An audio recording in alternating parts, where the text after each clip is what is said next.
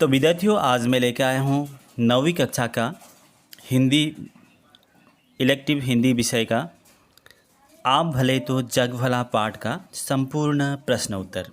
तो इस वीडियो को आप अंत तक ज़रूर देखें और आप अच्छी तरह से देखिए और अपने अपनी कॉपी में इसे लिख लें और लिख के आप अच्छी तरह से पढ़ें। तो चलिए वीडियो को शुरू करते हैं। तो सबसे पहले का जो क्वेश्चन है, बोध एवं विचार में सही विकल्पों का चयन करो। एक कांच के महल में कितने कुत्ते घुसे थे? तो आसान सवाल है, आप लोग लिखेंगे एक कांच के महल में 2 कुत्ते घुसे थे। तो ऑप्शन दिया था, मैंने ऑप्शन सारे के सारे नहीं लिखा, जो सही जवाब है उसी को मैंने लिखा। तो ख नंबर का 2। कांच का महल किसका प्रतीक है? संसार का। निंदक बाबा बीर हमारा बिन ही कोड़े बहे बिचारा, आपन डूबे और को तारे, ऐसे प्रीतम पार उतारे। प्रस्तुत पंक्तियों की रचयिता कौन है? तो आप लोग लिखेंगे दादू। और आदमी भूखा रहता है, तो आप लोग जानते होंगे प्रेम का। गांधी जी ने अहिंसा की तुलना सीमेंट से क्यों की है? तो आप लोग जवाब में लिखेंगे ग नंबर का, अहिंसा सीमेंट की तरह एक दूसरे को जोड़ कर रखती हैं। तो आगे बढ़ते हैं और संक्षिप्त उत्तर दो लगभग 25 शब्दों में। 2 कुत्तों की घटना का वर्णन करके लेखक क्या सीख देना चाहते हैं? तो आप लोग जवाब में लिखेंगे 2 कुत्तों की घटना का वर्णन करके लेखक यह शिक्षा देना चाहते हैं कि जो मनुष्य स्वयं भला है तो उसे सारा संसार भलाई दिखाई देता है। तो 2 नंबर का क्वेश्चन है, लेखक ने संसार की तुलना कांच के महल से क्यों की है? तो आप लोग जवाब में लिखेंगे लेखक ने संसार की तुलना कांच के महल से इसलिए की है कि यह संसार कांच का महल जैसा है। जिस प्रकार कांच में अपनी प्रतिबिंब पड़ती हैं, उसी तरह मनुष्य की सभी प्रतिबिंब संसार में पड़ती हैं। अब्राहम लिंकन की सफलता का सबसे बड़ा रहस्य क्या था?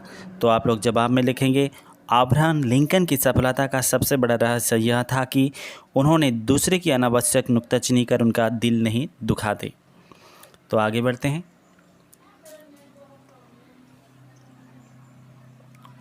लेखक ने गांधी और सरदार पृथ्वी सिंह के उदाहरण क्या स्पष्ट करने के लिए दिया है? तो आप लोग जवाब में लिखेंगे लेखक ने गांधी और सरदार पृथ्वी सिंह के उदाहरण यह स्पष्ट करने के लिए दिया है कि प्रेम और सहानुभूति के द्वारा गुमराह व्यक्ति को सतमार्ग की ओर खींचा जा सकता है। रसोइया ने बिना खबर दिए लेखक के मित्र की नौकरी क्यों छोड़ दी?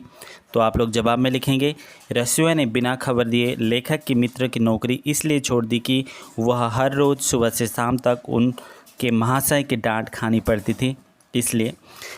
3 नंबर का, अच्छा हो सुकरात की इस विचार को मेरे मित्र अपने कमरे में लिखकर टांग ले, लेखक ने ऐसा क्यों कहा?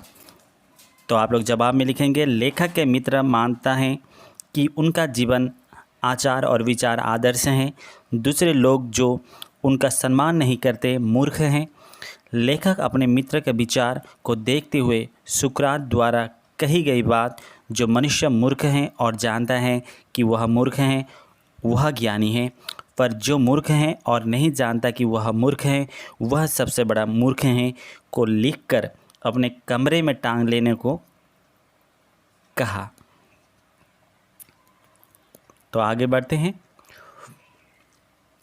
ई नंबर का क्वेश्चन, अपने मित्र को परेशान देखकर लेखक को किस किस किस्से का स्मरण हो आता है? तो आप लोग जानते होंगे अपने मित्र को परेशान देखकर लेखक को उस किस्से का स्मरण हो आता है जो एक कांच के महल में घटित हुआ था। एक विशाल कांच के महल में न जाने की दर से भटका हुआ कुत्ता घुस गया।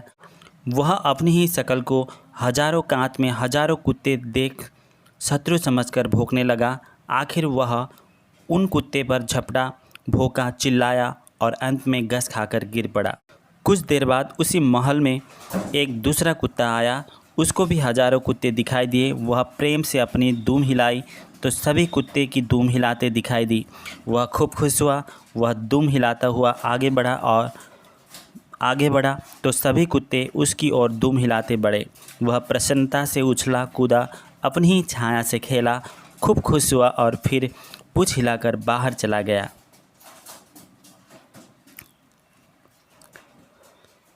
तो 2 नंबर का क्वेश्चन है, दुखड़ा रोते रहने वाले व्यक्ति का दुनिया से दूर किसी जंगल में चले जाना क्यों बेहतर है।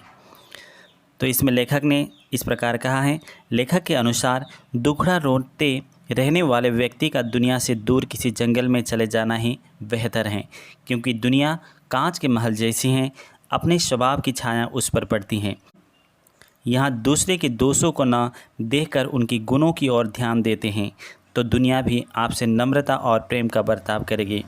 लेखक का कहना है कि अगर आप हंसेंगे तो दुनिया भी आपका साथ देगी, पर अगर आप गुस्सा होना और रोना ही है तो दूर किसी जंगल में चले जाना ही आपके लिए हितकर होगा।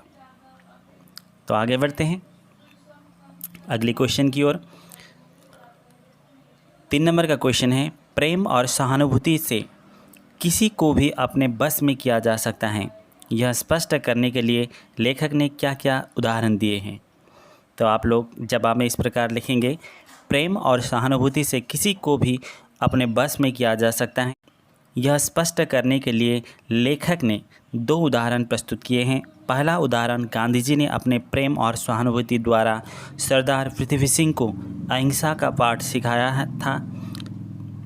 है। दूसरा यह है कि अमेरिका के मशहूर लेखक इमसन और उनका लड़का दोनों मिलकर एक बछड़ा को कुटी के भीतर ले जाने की कोशिश कर रहे थे। दोनों सारी ताकत लगाकर बछड़ा को अंदर नहीं ले जा सके, लेकिन जब उसकी अनपढ़ नौकरानी अपना अंगूठा बछड़े के मुंह में प्यार से डालकर आसानी से कुटी में ले गई थी।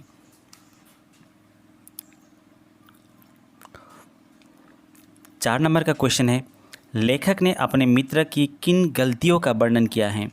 तो आप लोग जवाब में लिखेंगे, लेखक ने अपने मित्र को यह गलतियां वर्णन किया है कि वह दूसरे की दृष्टिकोण समझने की कोशिश नहीं करते, दूसरे के विचारों की, कामों की, भावनाओं की आलोचना करना ही अपना धर्म समझते हैं। उनका शायद यह ख्याल है कि ईश्वर ने उन्हें लोगों को सुधारने के लिए भेजा है, पर वे यह भूल जाते हैं कि शहद की एक बूंद ज़्यादा मक्खियों को आकर्षित करती है बजाय एक सेर जहर के। 5 नंबर का क्वेश्चन है, इस पाठ के आधार पर बताओ कि हमें क्या करना चाहिए और क्या नहीं करना चाहिए। तो जवाब आप लोग लिखेंगे, हमें अगर सचमुच कुछ त्रुटियां हैं जिनकी ओर निंदक हमारा ध्यान खींचता है, तो उन अवगुणों को दूर करना चाहिए। जिसने उनकी ओर ध्यान दिलाया उनका उपकार ही मानना चाहिए। हमें दूसरों की अनावश्यक नुक्ताचीनी करना नहीं चाहिए जिससे उनकी दिल दुखी हो। दूसरों की अवगुणों पर टीका टिप्पणी करना नहीं चाहिए। तो आगे बढ़ते हुए आशय स्पष्ट करो लगभग 100 शब्दों में। शहद की एक बूंद ज़्यादा मक्खियों को आकर्षित करती हैं बजाय एक सेर जहर के। तो कुछ गलत हुआ है, साहब हुआ है। ये शहद की एक बूंद ज़्यादा मक्खियों को आकर्षित करती हैं बजाय एक सेर जहर के। यहाँ पर शहर हुआ है, ये जहर होगा। तो कृपया इसको सुधार लीजिए। तो जवाब आप इस प्रकार लिखेंगे, इसका आशय यह है कि अच्छी चीज़ों के पीछे हज़ारों की संख्या में लोग घूमते फिरते हैं जो कि बुरी चीज़ों के पीछे नहीं के बराबर हैं। अच्छी चीज़ें खाना, अच्छा कपड़ा पहनना, अच्छी बातें सुनना दुनिया के सभी लोग चाहते हैं, लेकिन बुरी चीज़ों खाना, खराब कपड़ा पहनना, बुरी बातें सुनना कोई नहीं चाहते। लेखक ने अपने मित्र की गलतियों को सुधारने हेतु कहा कि शहद की एक बूंद ज़्यादा मक्खियों को आकर्षित करती है बजाय एक सेर जहर के। तो आगे बढ़ते हैं। ख नंबर में है, लोग दूसरे की आंखों का तिनका तो देखते हैं पर अपनी आंखों की सहतीर को नहीं देखते। तो इसका जवाब आप लोग इस प्रकार देंगे, यह ईसा मसीहा का अमर वाणी है। यह ईसा मसीहा का अमर वाणी है। लेखक ईसा मसीहा द्वारा कही हुई बातें को हमारे सामने रख कर कहा है कि दुनिया के हर व्यक्ति में कुछ न कुछ त्रुटियां रहती हैं। प्रत्येक व्यक्ति से गलतियां होती हैं, फिर एक दूसरे को सुधारने की कोशिश करना अनुचित ही समझना चाहिए। पहले अपने आपको सुधारना चाहिए, क्योंकि दूसरे को उपदेश देना तो बहुत आसान काम है, अपने ही आदर्शों पर स्वयं अमल करना बड़ा कठिन कार्य है, बड़ा कठिन है।